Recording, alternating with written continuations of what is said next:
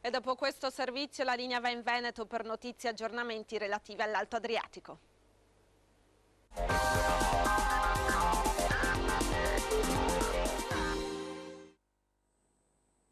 Ed ora rimaniamo sempre a Portogruaro perché stamattina è stato consegnato l'assegno in favore della Grande Quercia da parte dell'Avis. Vediamo il servizio.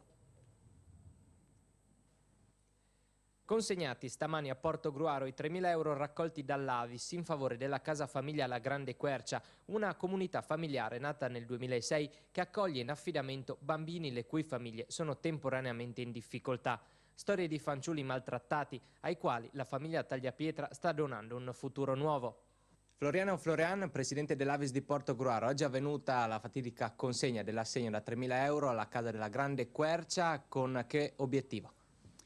L'obiettivo è sicuramente il lancio del messaggio del principio del dono del sangue. Questa è l'attività primaria che l'Avis deve avere ed ha. Secondariamente è anche un lancio di un messaggio di solidarietà verso chi ha bisogno di essere aiutato. Questo è sostanzialmente il nostro obiettivo, che spero abbia una risonanza e che trovi una emulazione in chi vuole aiutare chi ha bisogno.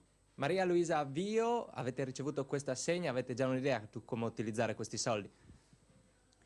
Beh, l'idea non è un'idea, è forse una pazzia considerata da molti, comunque è il portare avanti delle esigenze di servizio ai minori con un nuovo progetto, perché noi, essendo già comunità familiare, abbiamo constatato le varie carenze che ci sono per i minori che sono in difficoltà. Quindi deve nascere un nuovo progetto dentro al quale ci sono molti servizi carenti nel nostro territorio. E quanto è composta questa grande famiglia? Beh, la nostra famiglia è composta da 6 persone di famiglia più 6 bambini in affidamento, 6 minori. Quindi in 12 siamo generalmente, a volte in 11 perché qualcuno torna a casa, poi viene reintegrato da un altro, le richieste ci sono. Questo è quello che riguarda la nostra comunità come è adesso, mentre il progetto è un progetto nuovo che è promosso dall'associazione che siamo. Ed il progetto Dai colore ai tuoi sogni è davvero affascinante. La Grande Quercia infatti ha acquistato un fabbricato limitrofo all'attuale sede tra via Pordenone e via Cristoforo Colombo per poter ampliare l'ospitalità a nuovi ragazzi in situazioni di disagio.